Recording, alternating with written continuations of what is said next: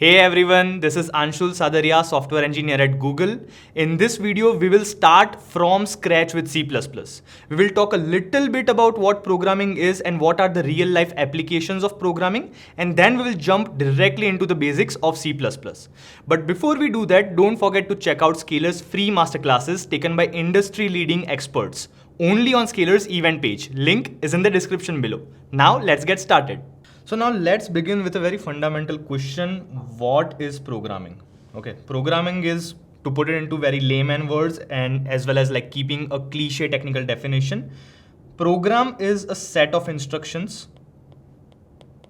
Okay, set of instructions which are executed by a machine. Now, if I want to compare it with a real life analogy, for example, whenever my mother goes out of town, what she does is she lays out a set of instructions that when you wake up, take milk from outside, boil it, put it in the refrigerator, wake up your sibling and so on. Like there are a set of instructions provided to me which I need to fulfill. Obviously, being human beings, we don't execute them to the perfection and with 100% accuracy, but we expect the machines to be 100% accurate and not think on their own. Obviously, I'm not going into the artificial intelligence side of it, but machines are expected to follow whatever instructions we give to them. So these set of instructions is what makes up a program or a code. Okay, so that is what program is, and the art of writing a program is what programming is. Now it's important to understand that programming is not just restricted to the computers. Okay, you might be taking flights or you might be going by cars, so programs exist there as well. Like wherever you go, whatever part is automated, there a program is existing. For example, let's say you are a cricket fan. Okay, now you are watching World Cup. Okay, now whenever a player takes a DRS, okay, decision review system. So whenever a DRS is taken, so there is a sneakometer, there is Hawkeye, and all those different angles of cameras are there, and then a decision is taken. So programming exists in all those things. Like sneakometer is a technical thing where a program is driving that particular piece of software. Okay, hotspot used to be there once upon a time. So in that also there used to be some sort of a program underlying. Now, if you are a Formula 1 fan, you would have known how the sport has evolved over a period of time. There are tons of sensors everywhere on the Formula 1 track, in the Formula 1 cars as well. All the data is collected and then analytics are done on top of it. So programming is going to encapsulate the entire world. At some moment in future, it has already started to spread everywhere and anywhere. So those are, like, just to give you a little detail, like that is what programming means, and those are the real life applications of programming. So now moving on to the main part, I don't want to bore you with a lot of theoretical stuff. Now, what are programming languages? So you can use different types of, for example, like someone speaks in Hindi, someone in English, and someone uses their own like different regional languages. They want to try and communicate the same thing in their own language. So similarly, programming languages, all the programming languages are meant for a program execution, but they can be written in different languages. For example, there are languages like C++ is there, Java is there, Python is there, JavaScript is there. And just to give you a fair idea, there are obviously more than hundreds of programming languages at this stage. Some of them have become obsolete, some of them are trending nowadays, some of them are meant for a particular use case itself. Now to talk about Python, like Python is a very versatile language. You would have seen its application with anything related to data. Machine learning is there, deep learning is there, artificial intelligence. Python provides a lot of frameworks related to that. So people who are into data analytics, they are very keen to use Python as a programming language, or perhaps SQL as well. Now, JavaScript. The entire World Wide Web is wrapped around JavaScript. Whatever client-side server you are looking at today, it has a flavor of JavaScript in it. Okay, like front end part, whatever the client side of, like there is server side, then there is client side. So whatever client side programs you are looking at, there is a flavor, there is a touch of JavaScript in it. And Java and C++ on the other hand, they are server languages. Like you can use Java and C++ like languages to create your backend servers. Java can also be used for app devs, like you can use Java native or you can use Kotlin, which is built on top of it. So it has applications in application, like app dev, whatever mobile applications we are using, and normal web servers as well. And same goes for C++. The benefit with C++ is that it's a fast language. It's closer to the hardware and it is more performance efficient as compared to Python, which is built on top of C++. Okay, so we'll talk a little bit about what are the benefits of C++ because this module is all about C++. And my favorite language is also C++. If you have checked out my podcast about different programming languages, you would know how much I love C++. So this is performance efficient and this is also server-side language. Now, I'm not going to waste a lot of time talking about different programming languages when this module is meant for C++ only. Now, introduction to C++. I want to capture the essence of C++, like how C++ was born, just take a brief understanding of what was the requirement, why C++ was needed at that point in time, and then obviously, as I told earlier, I want to explain why C++, okay? What are the benefits of C++? So why don't we start with the benefits first and then we look at the history. Why C++? The first thing, it's closer to hardware, okay?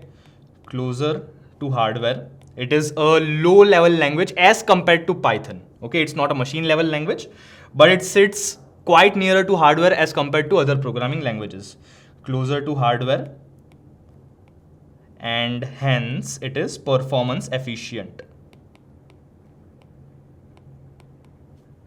Performance efficient. To put it into basic word, it's fast. It has speed. Okay. So wherever you want the executions to be fast, for example, you would look at trading firms. Okay, they want their orders, stock market orders for equity, future and options to be executed real fast in real time. So they would prefer to use C++ as their language for the infrastructure. Okay, now those who are doing competitive programming also, they would be aware about the benefits of C++ and how closely it is related to speed and execution. So now, since it's closer to hardware, there is another benefit, which is the flexibility. Now you have more control over how you are managing the memory, how you are managing the allocation of memory, garbage collection, and all of those features are more in hands with you as compared to some other programming language. Okay, so memory management. Now, some people would consider it as a con as well, that you need to take a look at all of these things on your own, whereas in Java, garbage collection, memory management, all of that is handled by the language itself. So it depends on your use case. If you want that flexibility, if you want that control over memory allocation, garbage cleaning and all of that, C++ can be a good language. If you are too much concerned that how can I do this, I don't want to manage this part, then you can choose other language like Java as well for your server-side development. So memory management is in your own hands.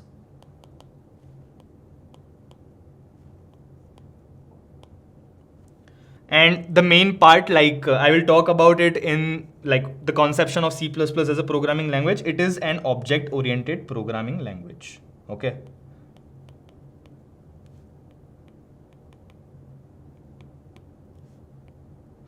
Which is a big plus and a reason why C++ as a programming language was born. Okay, so this allows the real life entities to take shape in terms of programming languages and data structures, like object-oriented programming. Like I will be covering a module for that as well to talk about the basics of object-oriented programming in C++, where we'll cover it in much detail. But for the time being, let's just keep this in mind. Why C++? It's because it's an object-oriented programming language as well. Now looking back into the late 20th century, okay, the history of C++ development. So in 1979, there was a PhD student who was working on his thesis, which was about some simulations. Okay, I don't have in-depth understanding of what he wanted to do, but he was working on a programming language named Simula. Okay, so as the name suggests, he had some work to be done in the lines of simulations. And Simula at that time was one of the primitive languages, primary languages, which dealt with object-oriented programming paradigm. Okay. So Simula was an object-oriented programming language. Now at that time C++ didn't exist. Okay, C as a programming language existed, and with C it didn't have any object oriented programming paradigm involved in it. So C was fast, okay, and Simula was not fast.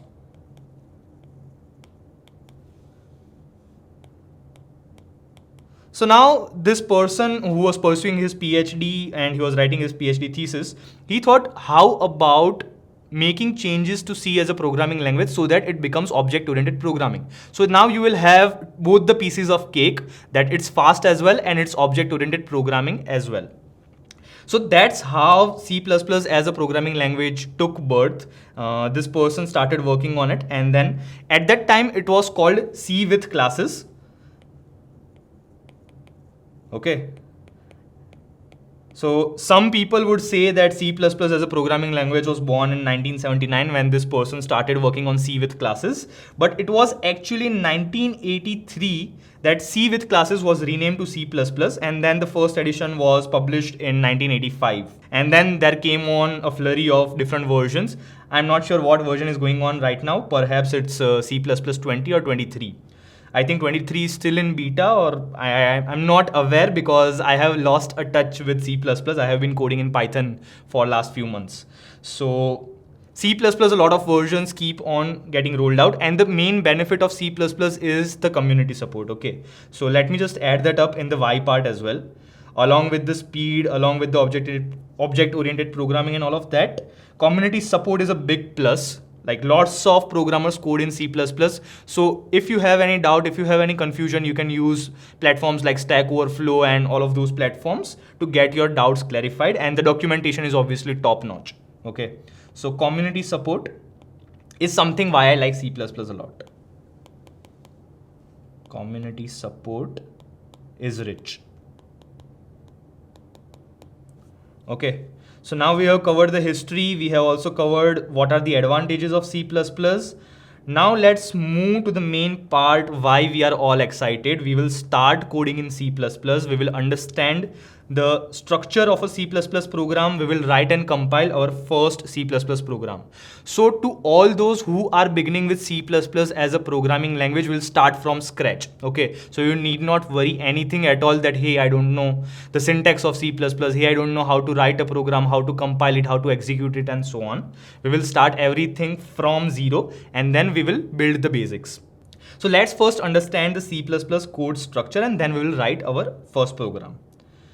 Now, this is what a code structure looks like. It may be overwhelming, but don't worry, be with me. We will go pace by pace, slowly trying to understand what all these things mean. Okay, so the first part is header declaration, or including headers.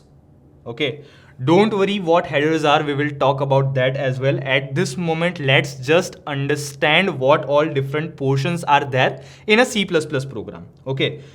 So what is necessary is this int main function. Don't worry what a function is as well. We are going to cover that as well.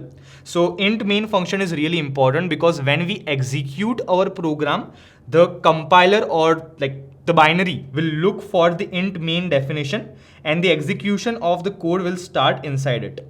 Okay, whatever code is written inside the int main function, that is going to get executed. So this is really important. Without the int main function, your C++ program can't get executed. Okay, don't worry. If you don't know what is int, what is main, what is return 0, step by step, we will understand all of it. But at this moment, just understand your program will not execute without this. No execution without this. Okay, now let's just take a step back and understand why headers are needed. Okay. So as I told you, a lot of work has already been done since the 1980s on C++. So you need not write all the code on your own. You can take use of the libraries which are already existed. Okay, let's say you want to find out max of two numbers. Okay, so the code for that already exists. You don't need to rewrite that code, and this code is present in some libraries which we can include using their headers. So that is where the headers come into picture. You can include the respective headers for whatever utility your code requires, and then you can use it directly without having to copy paste or write it again. Okay.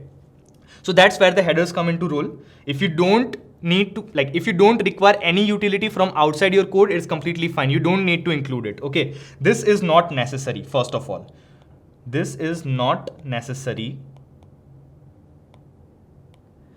And then there are some namespace declarations, and there are other class and function definitions. At this moment, don't worry about it. We are not going to talk about this in detail, and you won't require it for this particular module. But just to give you a hint that apart from the headers and apart from the int main function, there can be a few namespace declarations, and there can be a few classes, few functions, and these elements can exist in your C++ program. But for the time being, we are not going to dwell into all of that. So this is also optional. Once again, this is not necessary. All right, now this is how the structure of a C++ program is broken down into. Now let's move on to writing our first program. Okay, now this is how compilation takes place. I will explain that, but let's first write our code. What I'm expecting from you is that you have access to terminal, either it's your MacBook or you are using a Linux machine, or it can be any other machine. So this is what a terminal would look like, and using this mkdir syntax, I'm going to create a folder. Like in programming words, we call it directories, which is equivalent to folders. Okay, so I will just name it intro to C++. Okay, now using cd command, I can move to intro to C++ directory. Okay, now I'm using a Sublime text editor for writing my code because it's one of the most basic ones. But if you have access to Visual Studio or any other sophisticated code editor as well, feel free to use them. They are very powerful. Okay, I'm not recommending this particular code editor to anyone. It depends on your use case. It depends on whatever your muscle memory is and what is more comfortable to you. Okay, so now I will just write intro.cc. Now cc is the extension of C++ programs. So, okay, I wrote into intro.cc. Okay, now we'll start writing our first code. Okay, let's just move back to the syntax and let's start adding pieces step by step. Okay, so headers are not necessary. The namespace declarations and other classes are also optional. And what is necessary is the int main function. Okay. Now don't get overwhelmed by what return 0 is doing over here and so on. We will be covering about that. We want to print, like, okay, what is going to be our first program? Our first program is going to print hello world, which is usually the first program of other software engineers as well. Like my first program was printing hello world. Okay, so we want to print hello world.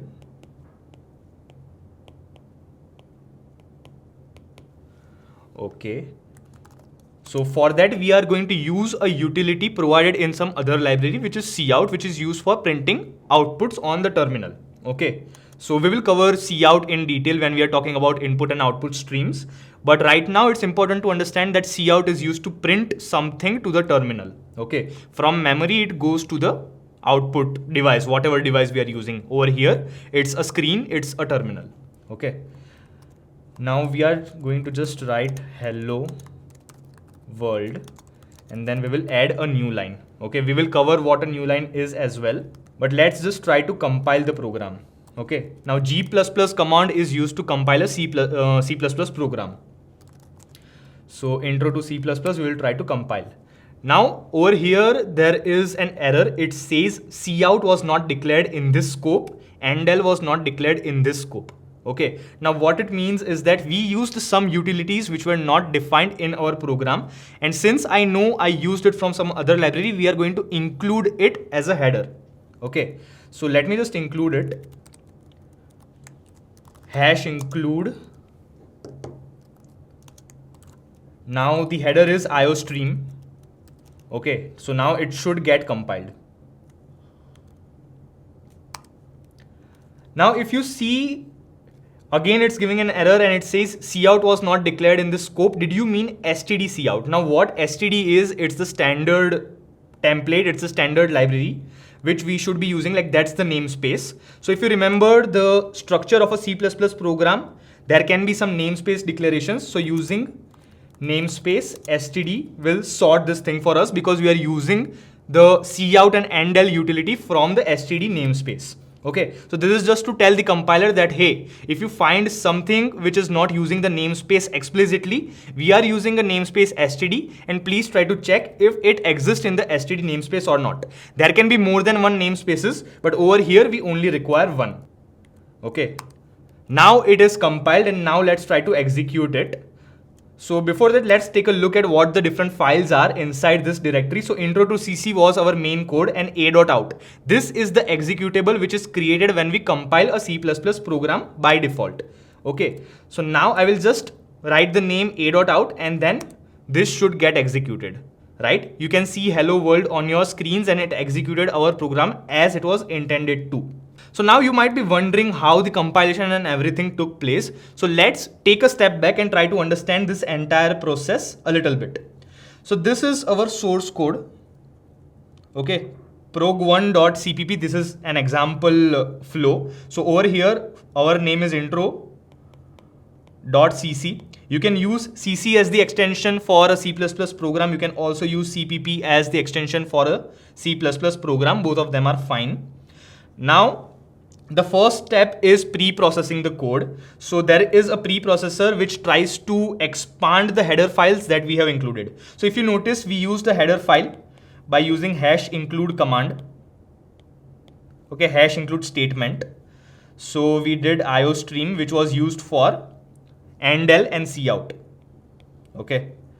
So now when we add a header file in our program, it refers to some library which is already there in our C++ corpus. So it tries to fetch that particular code and tries to expand it. So now if you were to look the file, like how it looks after the C++ processor processes it, it will just write the entire code of like whatever was there in iostream library. It will try to expand the entire code and put it into our file. Okay.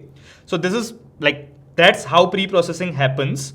And then it says that it's an expanded source code file, what I talked about. It's a temporary file and can be printed as well if we wanted to. Now here is where the compiler fits. Now you might be wondering that entire process is called compilation, and then there is a sub process within it where the compiler actually executes. So that's right. I mean, even though the entire process is known as compilation, this is where the actual compilation happens, and then there are some other processes associated with creating an executable file. Now compiler creates the source code after pre-processing into an assembly level language. Okay. Now .s is an assembly level language. Now this is not exactly a binary code. This is not a executable file. It converts it into a language which is closer to the hardware. There would be some instructions about how the data needs to move from one register to other register and how the hardware needs to execute it. Okay, so this language is understandable by the hardware. Now assembler runs on top of the assembly level program and then converts it into an object code, which is what is going to be executed. So this is a binary program which we can't understand. Okay, humans can't understand it. Assembly level is still understandable by humans and machines, both of them. All right. So the first two files, source code file and expanded source code file, only humans can understand it. Assembly level language, both humans and hardware can understand it. And object code can only be understood by hardware. Humans can't understand it because it's only bytes. Now the last step over here is a linker. Okay, what the linker tries to do is whatever the object code file was created, whatever the object code was created in the earlier step, it tries to link different library functions. For example, in our code we used cout and endl. So whatever code is required for these two functions only, that will be linked with our object code, and then an executable file is created. Okay, this is the ultimate step. This is equivalent to the a.out file which was created. Now this is implicitly created. If we wanted to create some other object code, we could tell the compiler that, okay, hey, create this create an executable file with this particular name. So let's try to do that. If I'm not wrong, -o is used to give that name. So when we are compiling, we can just let the compiler know that please use some other name. So over here, we want to use the name intro. So let's just compile it and let's look at the files that are created. So now as you can see, a.out already exists from the previous compilation and it has also created intro. So now if we try to execute intro, this also prints hello world. So in this way, you can give a name to your executable file if you wanted to, but a.out is by default. Okay, so a.out is default and -o and some name is used to give the name to an executable file. So this is how the entire process of compilation looks like, and we have also written our first program. So many congratulations to all those who have written the first program with this particular tutorial. If not, I would seriously recommend you to pause the video at this stage and write a program on your own, because watching a tutorial is one thing and converting the things that you are learning over here into real code is what is going to help you grow. Okay, so now let's take a look at some of the parts of a C++ program. Okay, I will just write this particular code which is there on the slide into our intro code itself. I will remove the hello world statement. Okay, now I don't need both of these as well. We will just have an int main program. And this is a comment int a. Don't worry what int a is. I will talk about that when we talk about variables. Now, if you notice, this is a comment. So whatever is followed by // okay, this is // whatever is followed by that, that is a comment. It doesn't get executed by the machine. First of all, it is ignored completely whenever the compilation process happens. This is only for humans understanding. If we wanted to explain what a part of code is doing, then we can use comments to add that description over there. This is ignored. Both of these statements are ignored by our compiler. And this is a statement is also ignored by the compiler. Now over here, I'm using the statement, I'm using the comment over here to explain that whatever is covered in red on the screen, it is a statement. Okay, int a equals to 5, that is a statement. Now, semicolon is the heart of a C++ program. Whatever code is mentioned before a semicolon, that forms a statement. So, a statement is a building block. It's a fundamental unit of any C++ execution. So, one statement is one step in a C++ program. Okay, so statement is a fundamental unit.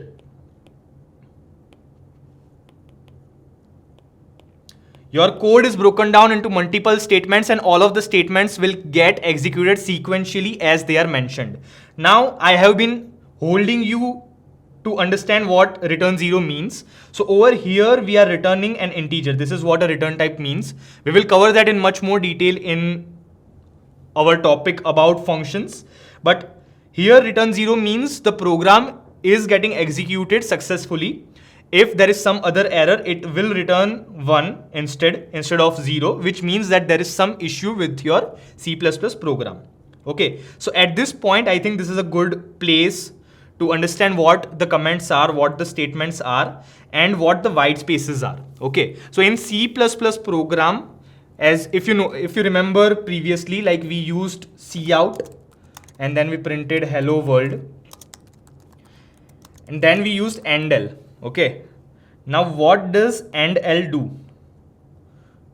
It creates a new line. Okay, this can also be replaced by /n, which is an escape character. Okay, so instead of endl, you could have used the /n as well. So if you are looking at the screen right now, there is a /n instead of endl, and it will do the exact same thing. So that is a white space character. /n means add a new line after this. So let me just add the namespace, which we removed earlier. And let me also include the header file for this. #include IO, IO stream. Okay, so now, whatever is written between the parentheses, this is the name of the header. Okay, IO stream, whatever comes between opening triangular brackets and closing triangular brackets, that is the header. And hash include tells the compiler to include this particular header.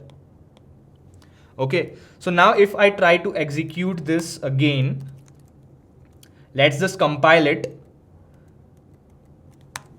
Okay, and let's execute it. It does the same thing. Okay, if it is /n or if it is endl, it has the same behavior. You can add a space in between as well. You can add tabs also in between. That's completely normal. Now if you look at the slides, there are some spaces involved in the demo code as well. In the example that I have provided, there is some space between int and a, between a and equal to, and between equal to and 5. So these two spaces are not required. You can get rid of them. But the space between int and a is required. It's because int is a keyword.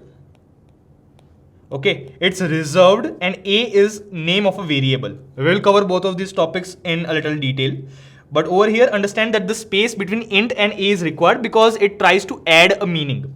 But if we were to replace int space a space equal to space 5 and a semicolon with int a equal to 5 with no space in between, it's completely all right. Okay, let me just make these changes in the code, and then I can show you what space is important and what space is not. So in the code, I have removed spaces before and after equal to, and let me not add any space here as well. So if you are looking at the code, I am breaking the entire code down into a single line. Okay, this will also get executed. You see, it has the same execution. So even if you were to add spaces or tabs, that's just for the human understanding. So if you can see on the screen right now, it is completely cluttered. Like I can't understand what the actual code is. So I will try to indent it. I will try to write all of the statements in different lines so that a human being can understand it. It is not an issue for the machine to compile it. It knows where the semicolons are. This means there is a statement. Where the forward slashes are, it means it's a comment, and so on. Okay, it understands everything, but for a human to understand, aesthetics are important to a code. Okay, so over here the tab is only for indentation. I could remove this tabs, get rid of the indentation, and then compile and run it. It would run as it was doing previously. But this tab helps me with the indentation and understanding of what part is in this particular main function's scope. So we have understood what the comments are, what the statements is, what is the importance of white space, where the white space is important, where it is not. And we have also written our first C++ program. So now let's move to what different data types are there in C++. So if you observed earlier, we have already used int data type, which is an integer. Okay, so those who are completely new with programming, let me just explain what bits and bytes are. So every program is, first of all, it's converted into zeros and ones. Okay, now each of these values are stored in a bit. What a bit is, it means a bit can hold 0 or 1. This is a binary language. Okay, now a group of bits is what a program is made of. So 8 bits is equivalent to 1 byte. Okay, this is not BITE byte, this is BYTE byte. This is different than the bytes we take while eating food. So 8 bits is 1 byte. So how much data can 1 byte hold? Okay, so 1 bit can hold two numbers, 0 or 1. And whenever I'm talking over here, this is the binary language I'm talking about. I'm not talking about the mathematics that we have pursued so far. So if I wanted to use 8 bits, then for each of the bits, I have an option to add two values, either 0 or 1. So 8 bits will hold 2 to the power 8 values, which is equivalent to 256 numbers. So 1 byte can hold up to 256 different values. So this is permutation and combination, normal mathematics, 11th and 12th standard, as far as I remember. So 1 byte can hold 256 different values. So if you look at char over here, so there is something known as ASCII code, which represents different types of characters you can add in a program. So an ASCII code has values from 0 to 255. So this has some special characters. This has alphabets, both capital, both small. It has digits, it has white spaces, and all the characters which you can use in a program. Okay, they are captured within this 256 values. So how much data is required to hold a character? It's equivalent to 1 byte. Okay, because 1 byte can hold 256 different values. So you can hold all the ASCII characters in 1 byte, and hence the data type for characters. If you wanted to represent some data for characters, only 1 byte is required. Now what is a boolean? A boolean means 0 or 1, true or false. Okay, true means 1. A boolean means true or false. And true is represented by 0 and false is represented by 1. So in theoretical sense, only 1 bit is sufficient to hold these values. But in reality, if you see one entire byte is allocated to it, it's because of the memory management in the modern systems that, like, theoretically, even though we can hold it in 1 bit, you would see that it occupies the entire byte. So all the 8 bits, it would look something like this. Okay, these are 7 zeros if I'm not wrong. Yeah. So this is how it would be represented. This is true and this is false. Okay, so one bool will, like, even though it requires only 1 bit, it will also hold 1 byte. Same as characters. Now there are a few other data types to hold the numerical values, that is int, long int, float, and double. Int and long int are used to capture the whole numbers, negative numbers, 0 and positive numbers as well. And float and double are required for decimals. Okay, so let me just add that. This is for decimals. And int and long int are for whole numbers. Now there are a lot of other data types like short int, long int, unsigned integers as well. But for the scope of this particular module, let's not go deep into it, because these few data types are going to be sufficient to understand what different types of data types can exist. So as you can notice over here, int data type captures 4 bytes. Okay, this means that 4 bytes, which means 4 into 8, 32 bits are there. Okay, which means it can hold 2 to the power 32 values. All right, but integer doesn't hold just positive values. It also holds 0 and it also holds the negative values. So if you have a look at the range, it holds from minus 2 to the power 31 to 2 to the power 31 minus 1, including 0 in between. So in total, it holds 2 to the power 32 values along with negative, positive, and 0. And similarly for long int, it is of 8 bytes length, which means 64 bits, and hence this range. Now for float and double, float is equivalent to integer in the sense that both of them hold 4 bytes each. Now, if you want normal, like, decimal capacity of 6 to 7 decimal digits, then float is sufficient. But if you want something very precise for scientific purposes, then you should use double, because it can hold up to 15 decimal points. Okay. So I think this part is sufficient to understand what all different primitive data types are. If it was, let me just explain in a little brief what unsigned means.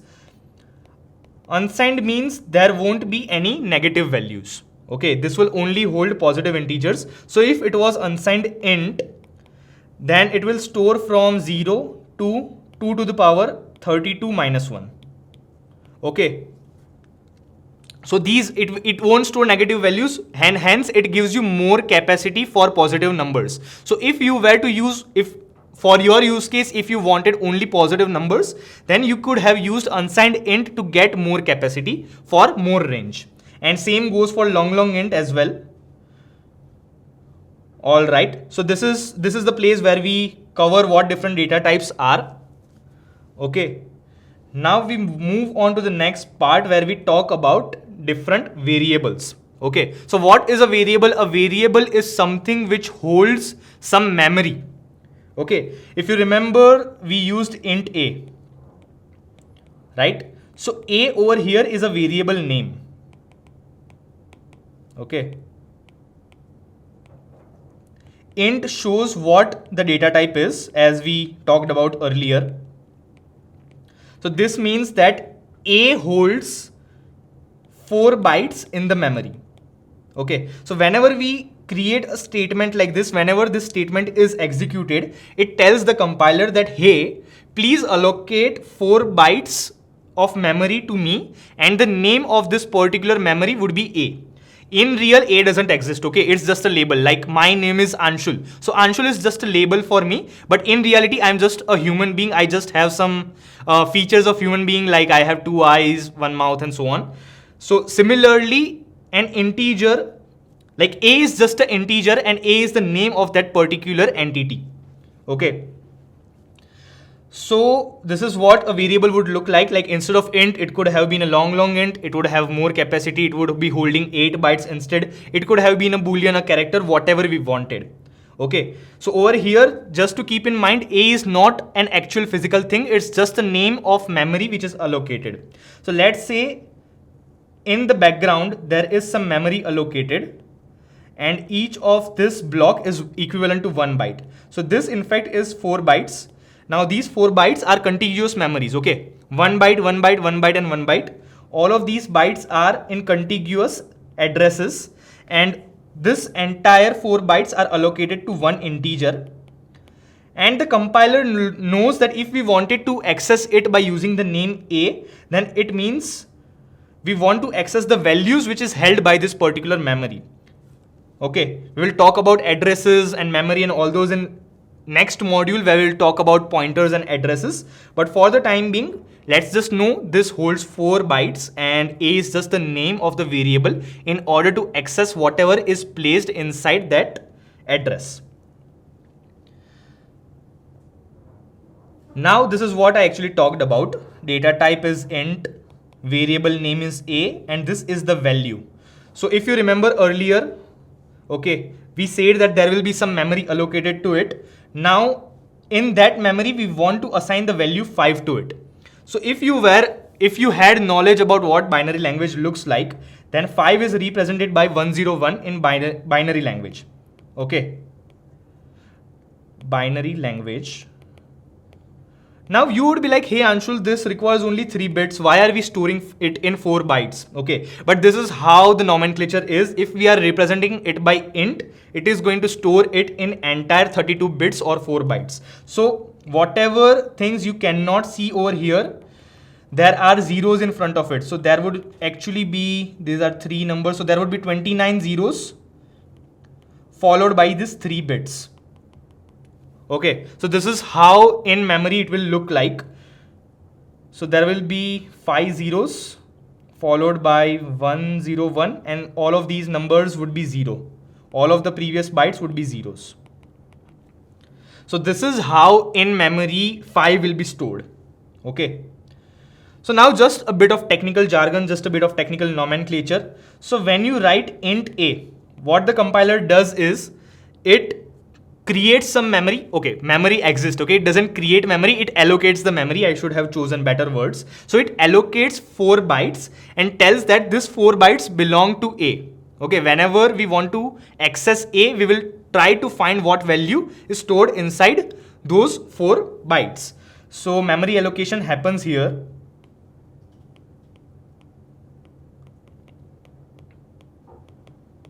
All right, right now no value is assigned to it, so it will use the default value 0. So even though we have not mentioned anything in the memory, like let's say these are the 4 bytes, everything will be filled with zeros. Okay, all of these are zeros. So now we can initialize it by using this particular syntax. Variable name equals to value. This can be any value. Instead of 5, you can store 100. Okay, you can store 200. But now let's assume one thing. We know that integer holds 4 bytes. What if we tried to assign it to a value which was greater than 4 bytes? Okay, let's try to explore that part and let's see what happens. Let me just get rid of cout in the program. Let's get rid of the namespaces and the header files as well. Okay, so now instead of 5, if I were to add a very big value which an integer can't hold. Okay, so let's try to compile this program. What happens? Let's see what happens. So now we can see on the screen it shows me a warning that integer constant is too large for its type. Okay, this means that whatever number I added over here, it cannot fit in 4 bytes. And it also says overflow in conversion from long int. It means that a long int data type is sufficient for the number that I have mentioned over here. But since I have explicitly mentioned that this should be an integer, what it will do is it will convert this number into an integer. So it will be assigned to some garbage value. It will wrap it, like this is known as an overflow condition. First of all, whenever you assign it to a value which is larger than the capacity of that particular variable, it will lead to overflow. Okay, so just assume that instead of 32 bits in an integer, you, for example, added 60 bits. So there will be some part of this number which will flow out of the 4 bytes and will try to minimize it, restrict it to 32 bits. I don't know what logic is used behind it. Maybe it takes the last 32 bits, maybe it takes the first 32 bits, or maybe it does some processing and converts it into 32 bits. But what needs to be understood over here is that the code will not execute as you intended it to. So let us just try to print what the value of a is. Okay, so we will just try to print a and see what happens.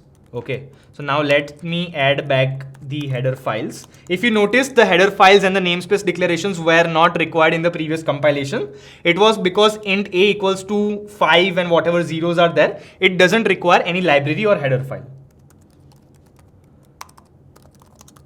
Now I will not get rid of these two values because I need to add it again and again and remove it again and again. So let them be present even though we require it or not.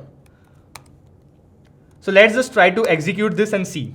If you notice, in the error, or in the warning actually, error is different from a warning. Error means your code can't execute. Okay, with errors you cannot execute your code. With a warning, it just gives you a sense that okay, your code might not perform as expected, so be mindful of that. So it says overflow in conversion from long int to int changes the value from whatever this value was, I'm not sure, to 0. Okay, this is how it's processing. Maybe it's converting to 0. Okay, let me just put a smaller number in this. I'm not sure if this fits into an integer or not. My hypothesis is it still doesn't.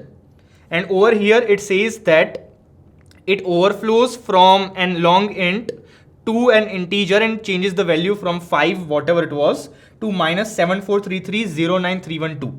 Okay, so in this case it's not redefining it to 0, it's not assigning to 0, it's assigning it to some garbage value. So just a piece of advice that be cautious whenever such a situation happens and you know what the correct data type is. Let's say instead of int, I were to use long int. Okay, let's see if this issue still exists or not. Okay, now it is not throwing any error, any warning, and let's hope it prints the same value. Yes, it does. Let me just compare it. I have copied it and okay.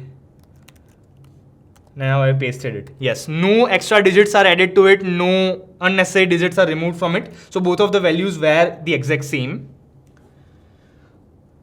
So this is a blueprint of how database declarations happen. Now, as I was talking, some technical jargons over here. So let me just get rid of all of these values and let's discuss the technical jargons in a little bit. So now the technical jargon or the nomenclature here says that when int a is there, this is just a declaration. Okay, we are not assigning it any value. We are not defining what the what a points to. Okay, so this is just a declaration, which means it will allocate some memory to it, but there is still no value in it. So by default, it will be 0. Now this is initialization. We are updating the value of a for the first time. So this is known as initialization. And if we were doing both of these things in the same statement, then it would have become a definition. It does both declaration as well as initialization.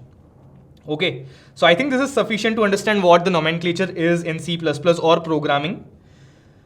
Now these are some rules for declaring a variable name. Okay, it should contain only letters which can be A to Z, and this includes both capitals and small alphabets. It can contain digits and it can also contain underscores. So now let me just try to create a variable with @ in between. So let's say if the name was a@. Okay, I'm not sure if this will compile or not. Okay, it says stray @ in the program. Let me just try to rename it to something else, and let's also use underscore in it. Let's see if it allows me to compile it or not. Okay, it says a was not declared in the scope because it's trying to access a variable which we have not declared. So let's just try to update it. Yes, it runs as expected. So this hypothesis is correct.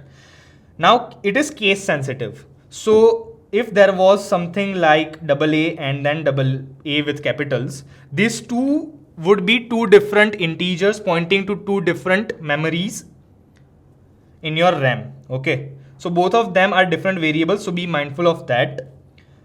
Now it doesn't contain any white space or special characters. Okay, so this should not be there. Just make sure you understand what doesn't mean over here. We should not add any white space in between. We should also not have any special character. Must begin with an alphabet or an underscore. It cannot begin with a digit. Okay, so you can just try it out in your laptops. Try to name a variable starting with 0 to 9 anything, and it won't let you name it. Cannot use C++ keyword. So if you remember, I said int was a keyword. So there are some special names which are assigned for C++ keywords: int, long int, for, class, double float, all of these data types, all of these other special functions and so on. Those are reserved as for some different purpose. So you cannot use them for variable names. So these are some rules which you should keep in mind when you are naming your variable. Okay. So now let's move on to input and output operations. So we have already used it. Okay, first of all, we have already used cout. So in some sense, we are already aware what input and output operation means. But there are two types of streams, like there are more than two types of stream objects. There is also error stream object, but we are not going to talk about it. There are input stream objects which takes in some value from a device and it assigns it to a memory allocated inside the machine. Okay, so from device, the bytes flow into memory. Okay, this is input stream and we will use the cin keyword for that. Now what is an output stream? It flows the bytes from memory to device. Okay, and we will use cout keyword for this. Now if you are already coded in C previously, then you would know there are functions known as scanf and printf. Okay, so scanf is equivalent to cin in C++ and printf is equivalent to cout in C++. So we can use the same, like similar functions, like we can use cin to take an input and cout to take an output. So let's just try to take in input instead of assigning the value to a. Let me just rename it to a so that it's easier to read. Okay, so instead of assigning a value over here, let's just declare it. So in memory, some space will be allocated to it. And then instead of updating it, initializing it, let's take it from the input, from the user. Okay, add value for a.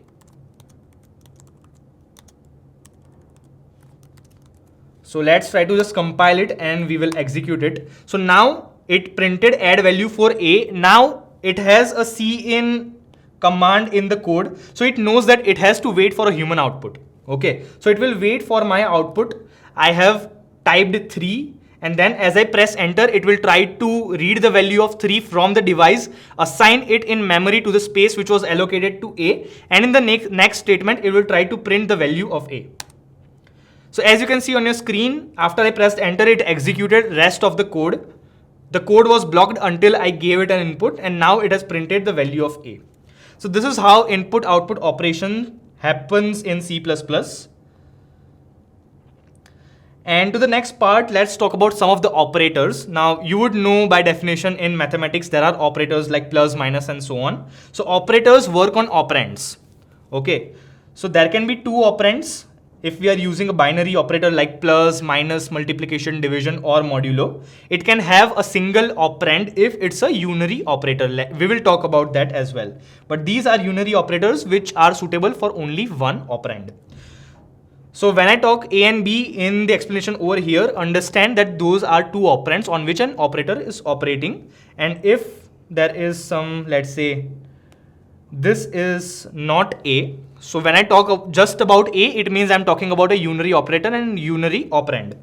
So arithmetic operations is quite explanatory. Like these are mathematical operations which take place between A and B. So there can be addition, subtraction, multiplication, division, and modulo. Okay, so I don't think I require to explain that in more detail. Now I will talk about assignment operators and unary operators after I explain the other ones.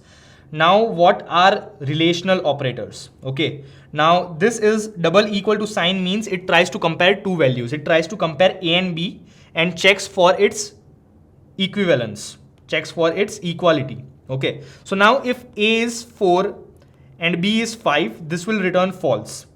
Okay, so the output type of relational operators is a boolean.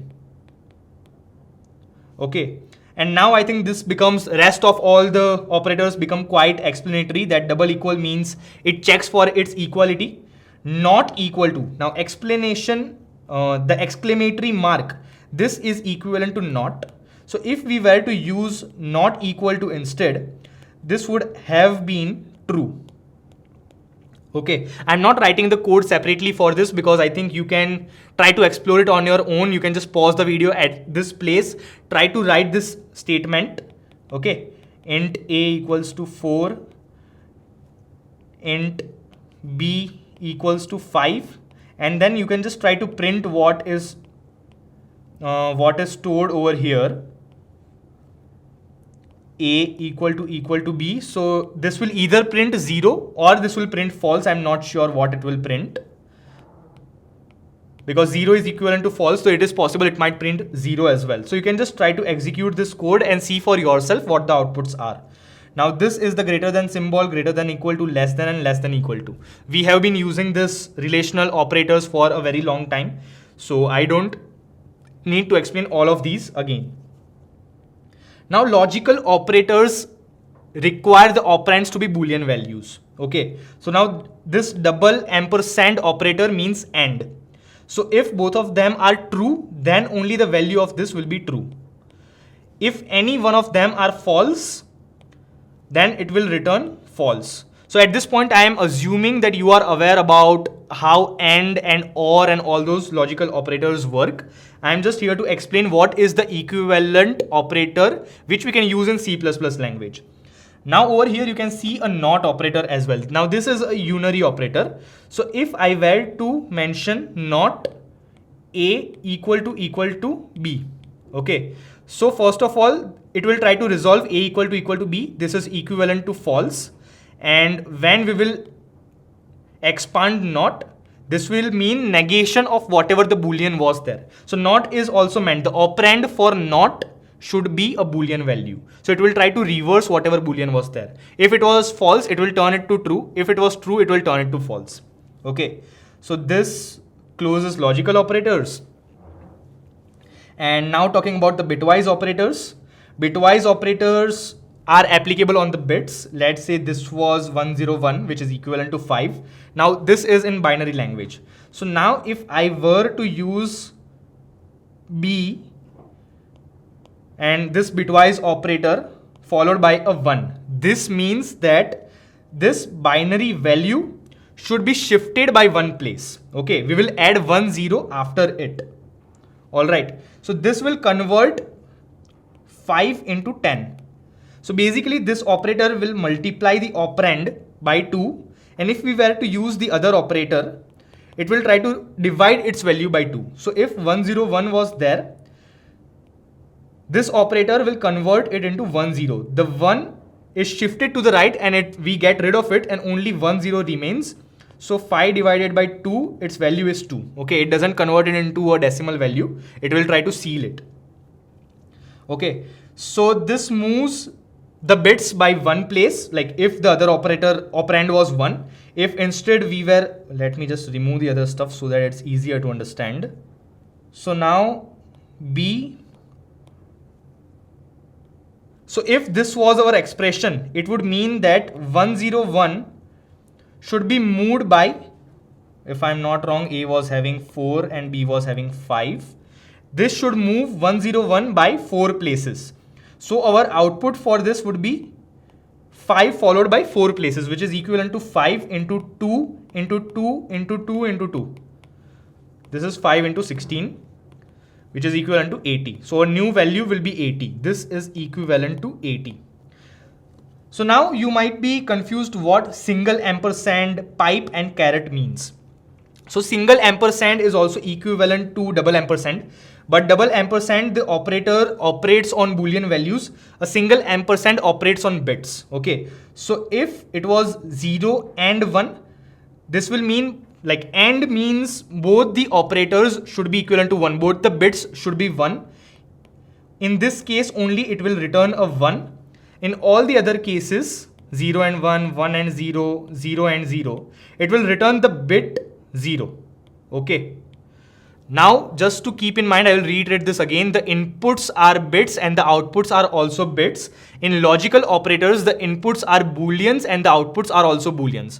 Though we can represent booleans by bits and bits by booleans, let's not try to replace these operators in the actual code. If the operands are meant to be bits, then let's use bitwise operators. If the operands are meant to be booleans, then let's use the logical operators only.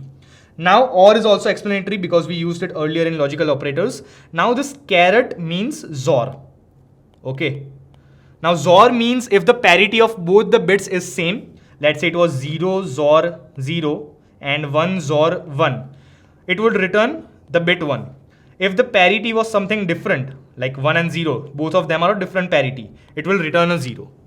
Okay, so bitwise operators is also done. Now let me just remove all of these details again.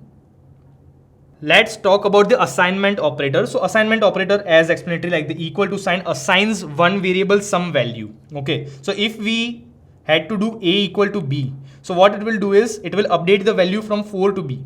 So now before it was holding value 4 and now it is holding the value 5. So in this way we can update it to any value. This could have been A equal to 6 as well. This would also update it. It would assign the value. Now what does plus equal to mean? If I were to use plus equal to 5, this is expanded to A is equal to A plus 5. What it does is whatever the right operand is, it adds that value to the left operand. Okay, but we cannot do, obviously we cannot do 1 plus equal to 5. Okay, this means we are indirectly saying 1 is equal to 1 plus 5, which is a mathematical fallacy. Okay, so instead let's remember that in assignment operators, the left hand side, which is the LHS, it should always be some variable. Okay, now all of these, like over here we used A plus equal to 5. Now this plus can be replaced by any of the arithmetic operators. Okay, any of the arithmetic operators or any of the bitwise operators and so on. Okay, let's not replace them by logical operators and relational operators because they are meant for booleans. Okay, like the output of relational operators is boolean and the input of logical operators is boolean. So we will use arithmetic operators and bitwise operators in assignment operators as well. We can use them. Okay, so we are done with assignment operators and now talking about unary operators. Now what does A plus plus mean? A plus plus means we will add the value, increment the value of A, which means that if A was 5 earlier, now A would be 6. Okay. Now this plus plus can exist before A as well and after A as well. So now if, for example, let us try to take a complicated example. If I were to do A is equal to B plus plus. Okay. So what it indirectly means is that first we will try to assign the value of A to B and then we will update the value of B. If instead of B plus plus, it was A equals to plus plus B, what it does is it will first increment the value of B, which means that it will increment the value of B to 6, from 5. Earlier it was 5. It increments it to 6, and then it will assign that incremented value to A. Okay, so plus plus before the variable name means that before we use it somewhere, the value of B will be incremented, and same goes for minus minus. It tries to decrement it. And if the plus plus, if the unary operator is followed by the variable name, it will first assign that value to A, and then it will be followed by the increment. So this is what unary operators do. Now I think we have talked about a lot of operators in detail, so you should be good to go for a lot of operations. You can just take in input A and B and then print the summation or subtraction of A and B, and you can try out various cool things now. Okay, so now coming to the last part of this first module, which is decision making. So now here we come to the first part of a C++ program where we will try to do something cool. Okay, A plus B is cool enough, but let's try to do something cooler. For example, like whenever you are going out, whenever I go out in Bangalore, I check the weather. Okay, if weather is cloudy,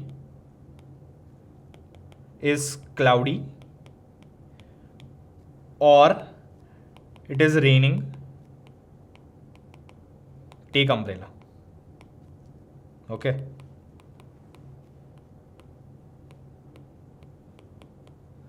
So when will I take an umbrella? It would only be when the weather is cloudy or it is actually raining. If that condition is not true, then I won't take my umbrella out with me.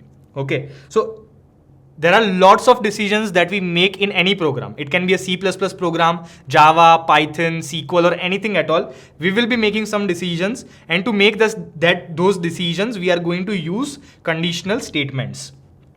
So in C++, there are conditional statements, like these are keywords. If, else, both of them are keywords. If and else, these are keywords. Okay, so these are reserved. We cannot name variables by these keywords. So this is equivalent to the human language. Like this is equivalent to the English language that we use. If followed by some condition. Okay, now this condition should result in some Boolean value. Okay, it can be A greater than 5, or it can be A and B. In this case, both of them needs to be Boolean, A and B. Anything at all, the output should be something Boolean. Okay, if condition, then we will try to use the braces. We will try to do something. Okay, we can execute any part of the code, whatever we wanted to do, followed by that condition. So we can do something, we can execute some part of code. Okay, it can be if A greater than 5, then update the value of A by 10. I don't know. Okay, I'm just writing something. And if the code is like this, like there is a single if statement, then it will enter the block. Okay, this is known as a code block. Whatever is between the curly braces, the opening braces and the closing braces, if anything is there, that piece of code will get executed, that block of code will get executed. If that condition is not successful, then that code block will not get executed. Whatever is there above this code block and whatever is there below this code block will get executed. It will enter this code block only on the success of this condition. Only if this is true, then this will get executed, otherwise not. So now let's just try to write some code for this. Okay, let's not take the value of A from the user. Let me just define it to 5. We can use an integer instead of long int. So let's just add a statement. If A is greater than 3, then we will print greater than 3. Okay, I'm just writing something for explanation. Or now there is no else part to it. Okay, it is not this or that. In this case, it will just try to execute the next statements because we are not writing any else syntax over here. So in this case, we'll just change the output to normal execution. Okay, so let's just try to compile it very quickly and execute it. So since A is equal to 5, it also prints greater than 3. It will print normal execution in any case. Let's just try to change the value of A from 5 to 2. In this case, this command fails, a greater than 3 fails, it will be equivalent to false. So in case of a false condition, it will not try to execute anything which is within the if block. Okay, so let's just try to quickly compile it and then we will print it. So as you can see, it doesn't print the greater than 3 statement. It will only print normal execution. Okay, so now let me also add else part. Okay, so in this case, it becomes this or that. If a is greater than 3, then do this, else do that. Okay, it has to do one of the two things because a condition can either be true or false. So in case of true, it will execute the if block. In case of false, it will execute the else block. So we'll just write less than 3. Okay, so let's compile it again and run it. It prints less than 3 and normal execution. Now let's just once again, for my satisfaction, let's just try to update the value to 4 and then run it again. It prints greater than 3. So in any of the cases, it's going to print something. Okay. So if you check over here in the slides, it says if the condition is true, it will execute this. And okay, I did a typo. If the condition is true, then do something. And if the condition is false, okay, whatever this condition was, if it is false, then execute the other part. Whatever is followed in the parenthesis, whatever is between the parentheses after the else block. Okay, but now here there can be multiple conditions as well. For example, if a is greater than 5, then do something. In this, we can have nested if and else as well. Okay, but there can be a chain of conditions as well. It can be else if, we can use else if instead.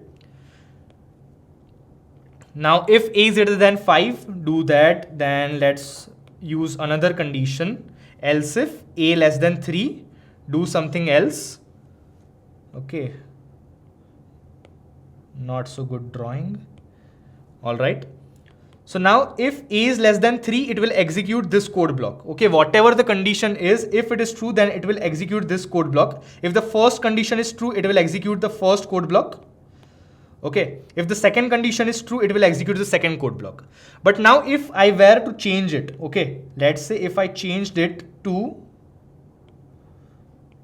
oh my bad, if I changed it to a greater than 8, okay, now let's say if the number of, like if the value of a is equivalent to 9, okay, it will succeed the first condition. Okay, which means the first block will get executed and it will never move to the second block. The else if part will completely be ignored, because else means if it is not greater than 5. But in this case, it is greater than 5. So it will not even consider this second if block at all. So you should be very cautious how you are defining the conditions. If you wanted to cover the a equal to a greater than 8 part, then it should have been within the first block itself. So let me just try to cover that thing in our code. A greater than 5. So we will print greater than 3. And we will also add another condition for a greater than 8. Okay. If you notice over here, the white spaces are not important before and after the operators. We can just print greater than 8. Okay. So now let's just keep it equal to 6. So in this case, so just to show you, so there are 3 code blocks in this case. If a is greater than 5, there is some code block. Inside it, we are trying to add another code block for a is greater than 8. So this is code block 1, this is code block 2. And after that, we are also having a else statement. So this will be code block 3. So when will 1 be executed? 1 will be executed anytime when a is greater than 5. 2 will only be executed if it enters the first block, which is on a greater than 5, and also if it is greater than 8. So let's say if it was some number like 9, 10, 11 and so on, it would have executed both first block and the second block, and the third block would have been ignored. So let's just try to execute this thing. A is equal to 6. In this case, it will not enter the second block because when we try to compare it with a greater than 8, it will fail because 6 is not greater than 8. This will lead to a false. and we will not enter the second block. So let's try to just run the program quickly. You can see it executes the statement in the first block but not in the second block, and it ignores the third block altogether. Now if I update the value from 6 to 9, it should execute both of the statements in the block 1 and in the block 2. So yes, it does as we told, it executes both of them. So in this case, you can add any number of nested conditions. There can be any if-else statements inside the if part. There can be any if-else statements inside the else part as well. Okay, so for example, we will enter else block only when a is less than equal to 5. Okay, so we can update the statements inside 3 to do something. Okay, let's look at the code. So now if, okay, first of all, I had to change the values. This should have been equal, greater than 5, greater than 8 is right, and this should have been less than 5. Okay, so inside else also we can add other conditions. All right, so if a equal to 5, then print equal to 5. Okay, now this actually should have been less than or equal to, because this has both those conditions. A can be equal to 5 or it can be less than it as well.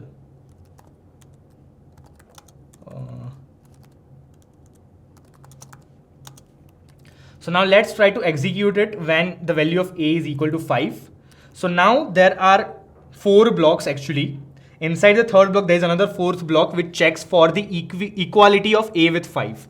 So now if I have a equal to 5, it will first of all, the first condition will fail. It will not enter block 1. Then it will check for, like, obviously, like if the first condition fails, it will go into the else part. Okay, so it will enter the third block and it will check for the condition over the 4th block, and we will try to compare it with 5. So let's quickly try to run the program. It says it first enters the block 3, which has a statement less than or equal to 5, and then it checks the condition over the block 4 and it compares it with 5. It is again true, so it will enter the block 4 as well and it will execute equal to 5, and then the normal execution happens as it is outside the if and else block. So this is how you can add any number of nested if, else, else if conditions inside it. Okay. So now there is another type of a control statement, which is switch. Okay, switch is a keyword. So inside this, there can be an expression, and this expression should not be constant. I mean, it can be constant, but then there would be no purpose of using it.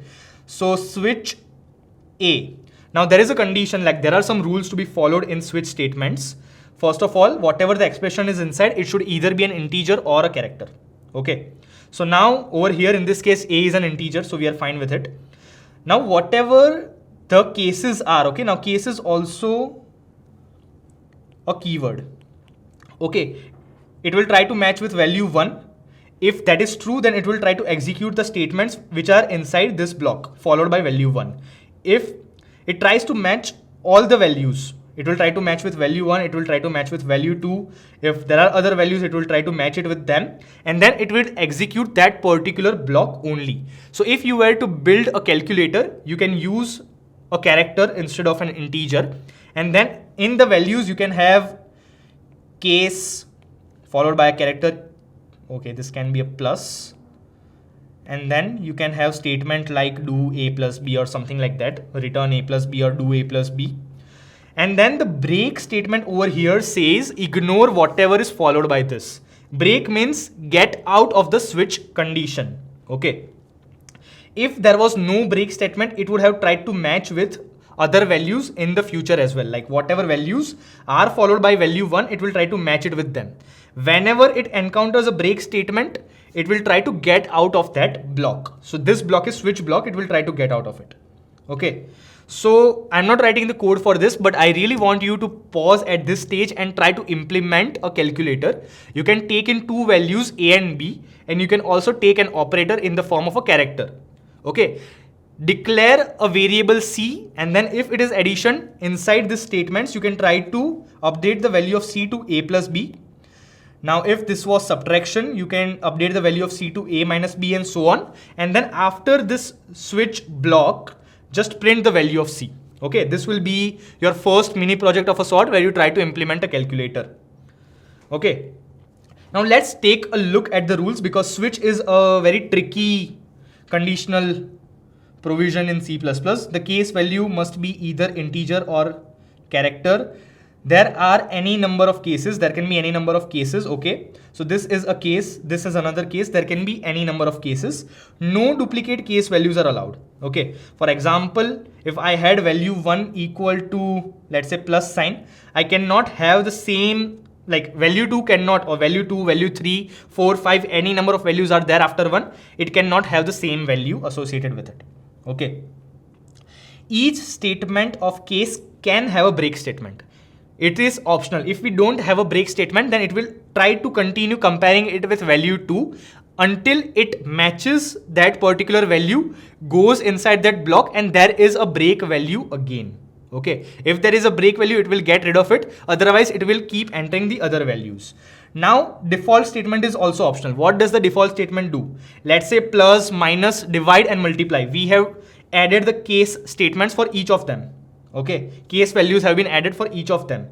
Now, if someone adds some jargon, okay, like @ sign, okay, that is very much possible in whenever you're taking in input as a operator, whenever you're taking the input from a user, they can behave in any unexpected way. You wanted them to use it as a calculator, but they just wanted to mess with you. Okay, so they can add in any character. It can be Q, W, any character at all. So they can be put into the default statement, and you can just print, hey, can you please add only one of these particular operators, plus, minus, multiply, divide or modulo if you want to. Okay, and those statements can be a part of the default. So if any of the above case values are not true, if any of the above case blocks are not entered, then it will enter the default block if it is present. If it is not present, it will just get out of the switch block and nothing will get executed. But if the default statement is there, then it will enter the default statement whatsoever it is, and then it will get rid of it ultimately. So these are some of the rules of switch conditional provision by C++. Like switch statement has all of these provisions, and you need to be very mindful of these rules, because an addition of a break statement, a misinterpretation, okay, let's say you forgot to write a break where you actually had to, so it will try to keep on continuing the execution and comparing it with value 2, value 3, value 4 and so on. So make sure wherever break needs to be added, you need to add a break.